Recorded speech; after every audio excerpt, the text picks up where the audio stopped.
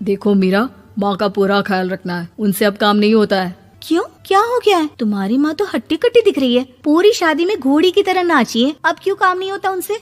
वो माँ प्रेग्नेंट है ना, बच्चा होने वाला है। मैं कभी भी भाई बन जाऊंगा इस साल के अंत तक। क्या बोल रहे हो? वो सर पर हाथ रखकर बैठ जाती है। यार पहले क्यों नहीं बताया? कैसा मजाक है ये? झूठ बोल रहे हो ना? हाँ, झूठ बोल रहे हो ना? तभी ससुर की आवाज आती है। बहू, पानी गरम कर दे, तेरी सास को दवाई देनी है। समय पर दवाई ना दी तो परेशानी हो जाएगी। और हाँ, जरा काजू पीस कर दूध में मिलाकर ले आना। तेरी सास खुद से तो अपनी संभाल करेगी नहीं। हे भगवान, ये मैं क्या सुन रही हूँ? ये ससुर जी को क्या हो गया है? मैं क्या सोच कर आई थी? हाय रे, मैं तो किसी को मुंह भी नहीं दिखा पाऊंगी। अब ये रोना धोना बाद में करना, पहले गर्म पानी कर दो, माँ को दवाई देनी होगी। और हाँ, रात को माँ के पैरों में तेल लगा देना। बहू को गुस्सा आ जाता है, वो बड़बड़ करती किचन में जाती है जहाँ उसका ससुर खड़ा होता है। एक बड़ी जिम्मेदारी है हम सबके सर ऊपर। इस उम्र में माँ बनना खतरे से खाली नहीं होता। हाँ हाँ पता है, तो क्यों बन गई माँ? अरे खतरे से कम नहीं है तो क्या जरूरत थी लल्ला पैदा करने की?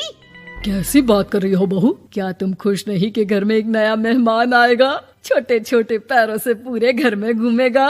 पिताजी, ये हाथ जोड़े आपके, आप यहाँ से जाओ। ये शायरी बाद में बताना, अभी मैं पानी गरम करके थर्मस में दे देती हूँ।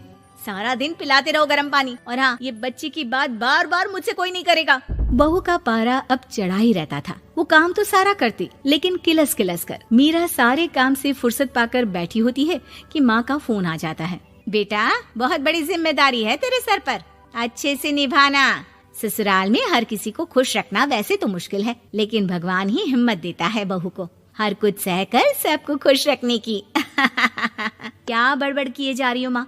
जानती भी हो कि यहाँ क्या चल रहा है? मेरी सास, अरे तेरी सास तो देवी है देवी। कितने खुश हो रहे थे सारे तेरी सूरत देख देख कर। पता नहीं जैसे बहू नहीं कोई मन मांगी मुराद मिल गई हो उन लोगों को। अरे बात तो पूरी सुनो। मन मांगी मुराद तो पूरी हुई है। अरे मेरी सास को बच्चा होने वाला है, प्रेग्नेंट है वो। क्या बकवास कर रही है मीरा? ये बात किसी को कहना मत। मुझे तो बता दिया, लेकिन अब अपनी जबान सिल ले। कहाँ है तेरी सास? बात तो करा मेरी। पूछू जरा, पोता पोती खिलाने की उम्र में खुद का बच्चा खिलाने का शौक कहाँ से आ गया? और आया भी तो बताना तो चाहिए था। अब क्या नाक कटाने के लिए हम लोगों से रिश्ता जोड़ा है? रुक, तेरे पापा से बात करती हूँ। मीरा फोन रखकर लेट जाती है। वो एक सपना देखती है कि उसकी गोद में एक बच्चा खेल रहा है। भाभी की गोद में कितना खुश दिख रहा है ना, लग ही नहीं रहा कि भाभी है। मैं तेरे लिए क्या लाया हूँ, सोने की बालियाँ। तेरी शादी में तो मैं बुढ़ा हो जाऊंगा ना। अरे कैसी बात कर रहा है बेटा, इसकी जिम्मेदारी तो तू ही लेगा। हम लोगों का तो कोई भरोसा नहीं, कब ऊपर वाला उठा ले। बहू को सास को देख देख कर गुस्सा आ रहा था। तभी वहाँ पड़ोसन आ जाती है। अरे बहू, तुझसे तो पूछने से भी डर लगता है कि कब खुशखबरी सुना रही है। अब तो अपनी 1 महीने की ननद की ही जिम्मेदारी संभाल ले, बहुत है। अपने जेवर भी रख देना और पैसे भी जमा करना शुरू कर दे। वो बात आगे बढ़ाती उससे पहले ही बहू जोर से चिल्लाकर उठ जाती है। नहीं नहीं नहीं नहीं, मैं अपने जेवर किसी को नहीं दूंगी। अरे कौन ले रहा है तुम्हारे जेवर? तुम औरतें भी ना सपने में भी जेवर ही संभालती रहती हो। मैंने जो सपना देखा है ना, सुनोगे तो होश उड़ जाएंगे। अच्छा, तुम अपना सपना बाद में बताना, पहले मेरा सुनो। कल मैंने इतना अच्छा सपना देखा, इतना अच्छा सपना देखा कि अगर वो पूरा हो जाता है ना तो मैं तुम्हारे लिए रानी हार बनवा दूंगा। बहू अब सारे गम भूलकर पति का सपना सुनने में लग जाती है। अरे क्या सपना था, बताइए ना। बोलिए भी तो, क्या सपना है? मैं पूरा कर दूंगी अगर बात रानी हार की है तो। बोलिए बोलिए।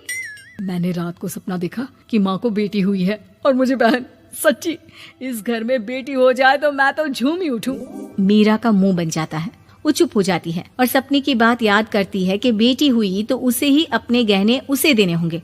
फिर तो रानी हार की जरूरत पड़ेगी ही। भाई लड़की बड़ी होगी, उसकी शादी होगी तो जेवर तो चढ़ाने ही होंगे ना, कहाँ से आएंगे वो? कितने समझदार हो तुम मीरा। मैंने भी यही सोचकर तुम्हारे लिए रानी हार लेने का सोचा था। अरे फूटी किस्मत मेरी जो ऐसा परिवार मिला।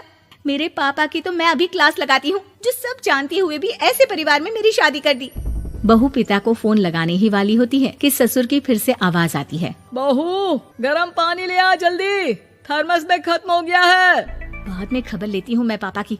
पहले सास को गर्म पानी दिया हूँ। बहू अभी किचन में काम कर ही रही थी कि मीरा के मम्मी पापा आ जाते हैं। वो हाथ में ढेर सारे फल लेकर आते हैं।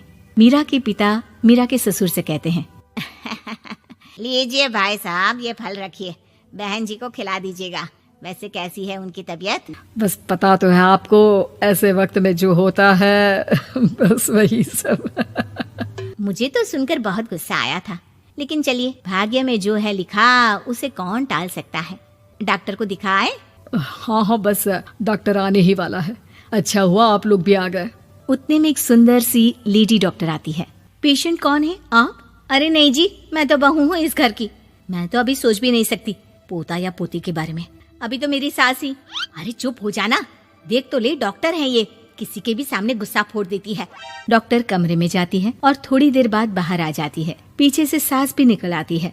हे भगवान, इतना दुख तो किसी को भी ना दे जितना मुझे दिया है। देखिए बहन जी, आप लोगों को तो ये सोचना भी नहीं चाहिए था। वही तो मैं भी कह रही थी कि आप लोगों के लिए तो सोचना भी गुनाह है, लेकिन अब पछताए होत क्या जब चिड़िया चुग गई खेत। डॉक्टर वहाँ से चली जाती है। मैं माँ नहीं बन सकती, मैं प्रेग्नेंट भी नहीं हूँ। ये कैसे? तुम तो बोल रही थी कि अरे वो गैस का दर्द था और पेट भी गैस से फूल रहा था। डॉक्टर ने चूर्ण दे दिया है, गर्म पानी से फाँकना है। मैं अभी लाती हूँ गर्म पानी। अरे मैं तो गीजर ही लगा देती हूँ। हाय रे, खुशी के मारे पागल ना हो जाओ।